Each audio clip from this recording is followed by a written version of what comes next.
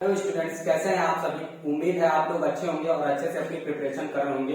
तो जैसा कि स्टूडेंट्स, कल आप सभी यूपी बोर्ड क्लास 12 वालों का फिजिक्स का पेपर है और इतने कम समय में, यानी आप लोगों को सिर्फ एक दिन का टाइम दिया गया है इस फिजिक्स के पेपर में। ऐसा नहीं होना चाहिए था, बल्कि रिविजन करने के लिए कम से कम 2 दिन का तो वक्त मिलना ही चाहिए था। पर कोई बात नहीं, मैं आप लोगों के लिए ऐसे क्वेश्चन लेके आया हूँ जिससे आप 70 में से 65 प्लस स्कोर कर सकते हैं। इतने मोस्ट इंपोर्टेंट क्वेश्चन है जो कि अक्सर पेपर में इस टाइप के क्वेश्चन पूछे गए हैं।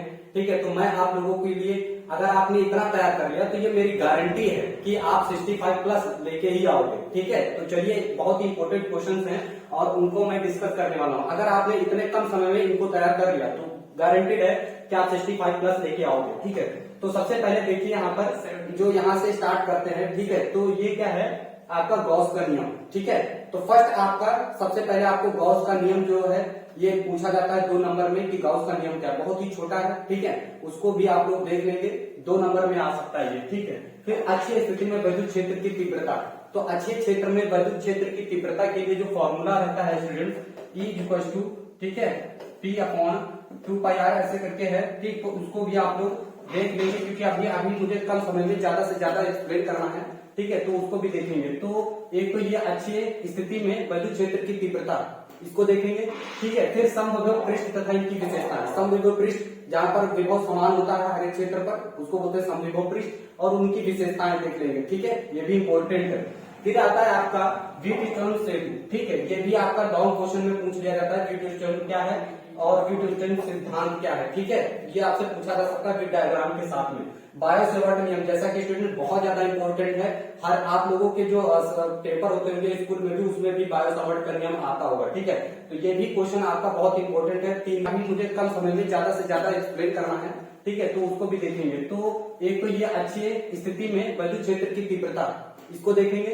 ठीक है, फिर समविभव पृष्ठ तथा इनकी विशेषताएं। समविभव पृष्ठ जहां पर विभव समान होता है हर एक क्षेत्र पर, उसको बोलते हैं समविभव पृष्ठ, और उनकी विशेषताएं देख लेंगे। ठीक है, ये भी इंपॉर्टेंट है। फिर आता है आपका व्युत्क्रम सेतु। ठीक है, ये भी आपका लॉन्ग क्वेश्चन में पूछ लिया जाता है, व्युत्क्रम क्या है और व्युत्क्रम सिद्धांत क्या है। ठीक है, ये आपसे पूछा जा सकता है विद डायग्राम के साथ में। बायो सेवर्ट नियम, जैसा कि स्टूडेंट बहुत ज्यादा इंपॉर्टेंट है, हर आप लोगों के जो पेपर होते होंगे स्कूल में भी, उसमें भी बायो सेवर्ट का नियम आता होगा। ठीक है, तो ये भी क्वेश्चन आपका बहुत इंपॉर्टेंट है, 3 नंबर में ये पूछा जा सकता है। ठीक है, किरचॉफ का नियम, तो किरचॉफ के 2 नियम जैसे हैं, संधि का नियम और लूप का नियम। ठीक है, ये भी बहुत ही ज्यादा पूछा जाता है। ठीक है, किरचॉफ का नियम 2 नंबर में और या 3 नंबर में पूछा जा सकता है, काफी बार बार पूछा जाता है। फिर एम्पियर का परिपथीय नियम। ठीक है, ये भी काफी इंपॉर्टेंट है, लॉन्ग में भी आ सकता है या शॉर्ट में, 3 नंबर या 5 नंबर में आपसे पूछा जा सकता है। स्व प्रेरण गुणांक तथा अनुमित प्रेरण गुणांक, ये भी पूछा जाता है 2 नंबर या 3 नंबर में। ये बहुत ही मोस्ट इंपोर्टेंट क्वेश्चन हैं, अगर आपने इनको तैयार कर लिया तो आप जो है बहुत ही अच्छा स्कोर करके आओगे बहुत ही कम समय में। ठीक है, तो आगे देखते हैं, कुछ क्वेश्चंस और हैं, जैसे आपका भवर धारा तथा इससे हानियां। तो ये आपका ट्रांसफार्मर में दिया गया होगा। ठीक है, ट्रांसफार्मर में है भावर धारा तथा उनसे होने वाली हानियां, तो इसको भी आप लोग एक बार जरा देख लीजिएगा। ये बहुत और ज्यादा इंपॉर्टेंट है। एलसीआर परिपथ, इसमें प्रतिबाधा निकालने के लिए दिया जा सकता है, कालांतर हो गया, इन सबके व्यंजक निकालना, फिर अनुनादी परिपथ और आवर्ती का व्यंजक, तो ये इंपॉर्टेंट है। ठीक है, इस पर न्यूमेरिकल भी आपसे डिस्कस किए जाते हैं। इस पर न्यूमेरिकल एक क्वेश्चन तो आपका आना ही आना है, ये आप नोट करके लेके जाइए। ठीक है, इसमें से एक न्यूमेरिकल आना ही आना है।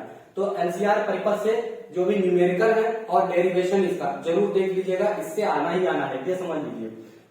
ठीक, उसके बाद ट्रांसफार्मर का सिद्धांत। ठीक, तो ट्रांसफार्मर देख लीजिएगा।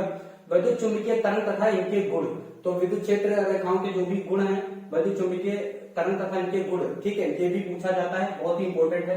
पतले लेंस के लिए लेंस मेकर का फॉर्मूला, आप लोगों के स्कूल में जो एग्जाम हुए होंगे इसमें ये जरूर आ जाएगा। ठीक है, पूछा जाता है, अक्सर पूछा जाता है। गोलीय अवतल पृष्ठ के लिए अपवर्तन का सूत्र n/v - 1/u = n-1/r। ठीक, ये भी बहुत ही इंपॉर्टेंट है। पीएन संधि डायोड। ठीक है, ये भी बहुत ही ज्यादा इंपॉर्टेंट क्वेश्चंस हैं जो कि अक्सर आप लोगों से पूछे जाते हैं। आप लोगों के जो पेपर हुए होंगे प्री बोर्ड वगैरह, उसमें भी ये क्वेश्चंस आए होंगे। ठीक है, तो ये बहुत ज्यादा इंपॉर्टेंट है, हर बार एग्जाम में पूछे जाते हैं। ठीक है, उसके बाद बात करते हैं स्टूडेंट्स व्यतिकरण तथा इनकी आवश्यक शर्तें। ठीक है, तो व्यतिकरण और उनकी आवश्यक शर्तें वेब ऑप्टिक्स में आप आ जाइए, तो वेब ऑप्टिक्स में ये आपको मिल जाएगा। ठीक है, व्यतिकरण तथा उनकी आवश्यक शर्तें। फिर प्रकाश का विवर्तन। ठीक है, तो प्रकाश का विवर्तन भी वेब ऑप्टिक्स में है। ठीक, तो वहां से इसका भी पूछा जाता है, ये भी 2 नंबर में आ सकता है। ठीक, उसके बाद हाइगन्स के सिद्धांत, द्वितीयक तरंगिकाओं का सिद्धांत, ये सिद्धांत काफी स्टूडेंट पूछा जाता है। ठीक है, लॉन्ग में आता है और उसमें भी। ठीक है, उसके बाद हम बात करते हैं द्वितीयक तरंगिकाओं का सिद्धांत हो गया। उसके बाद आ जाइए इसमें परावर्तन तथा अपवर्तन, इनमें से कोई एक नियम भी आता है। ठीक है, परावर्तन तथा या अपवर्तन का इनमें से कोई एक नियम जरूर पूछा जाता है, 100% आता है। ठीक है, तो ये हाइगन्स के सिद्धांत को जरूर एक बार आप लोग देख लीजिएगा, इसमें से परावर्तन का आ सकता है या फिर अपवर्तन का, दोनों में से कोई एक जरूर पूछा जाता है और ये लॉन्ग में आता है। ठीक है, उसके बाद यंग के प्रयोग में फ्रिंज की चौड़ाई के लिए व्यंजक, यंग के प्रयोग में भी आता है फ्रिंज की चौड़ाई निकालने के लिए। ठीक, वेव ऑप्टिक्स में आइए। बोर का परमाणु मॉडल, ये भी काफी बार पूछा गया है, बोर का परमाणु मॉडल क्या है और उससे काफी क्वेश्चंस आते हैं। हाइड्रोजन स्पेक्ट्रम की व्याख्या, ठीक है, तो हाइड्रोजन स्पेक्ट्रम की व्याख्या से भी क्वेश्चन पूछे जाते हैं और इसमें ये भी पूछा जाता है बामर श्रेणी क्या है, ठीक है, डायमंड श्रेणी क्या है, इसमें सबसे छोटी तरंगदैर्घ्य कितनी है, इस टाइप से आपसे पूछा जा सकता है, क्वेश्चन आते हैं। ठीक है, उसके बाद एलईडी या फोटो डायोड का सिद्धांत, तो ये भी काफी बार आता है। ठीक है, और तो ये बहुत ही, ये सभी जितने भी क्वेश्चन मैंने आप लोगों को बताए हैं 22 क्वेश्चन हैं, आप लोग गौर से देख लीजिए, बहुत ही इंपॉर्टेंट है। अगर आप ये तैयार कर लिया, आपको ये क्वेश्चन मिल जाएंगे क्वेश्चन बैंक में भी, बुक्स में भी। ठीक, जल्दी से जल्दी, और मैंने ये आप लोगों को क्वेश्चन एक्सप्लेन किए, तो हमारी वीडियो जाकर के देख लीजिएगा और उस पर भी आपको मिल जाएंगे। ठीक है, और कल जो पेपर, मतलब इसके बाद जो केमिस्ट्री का पेपर है, मैं उसके लिए भी इसी तरह से इंपॉर्टेंट क्वेश्चन आप लोगों के लिए लेके आऊंगा।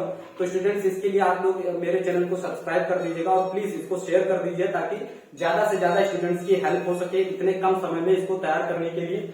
ठीक है, तो फिर आप लोग सभी लोगों को बेस्ट ऑफ लक कल के एग्जाम के लिए, और आप सभी लोग इसको जरा एक बार देख लीजिएगा और हमें जरूर कमेंट करके बताइएगा कि सर आपकी वीडियो से कितने क्वेश्चन आपको मिले हुए हैं। ठीक है, कोई दिक्कत पूछ लीजिएगा, और जो भी आप लोगों को कोई भी डाउट है, ठीक, तो आप कमेंट करके बता दीजिए, मैं आप लोगों को जो भी प्रॉब्लम है मैं उसका जो है सोल्यूशन जरूर बताऊंगा आपको। ठीक है, तो प्लीज आप लोग जो है कमेंट जरूर करिए, इसे शेयर कर दीजिएगा। Thank you, best of luck, सभी को नमस्कार।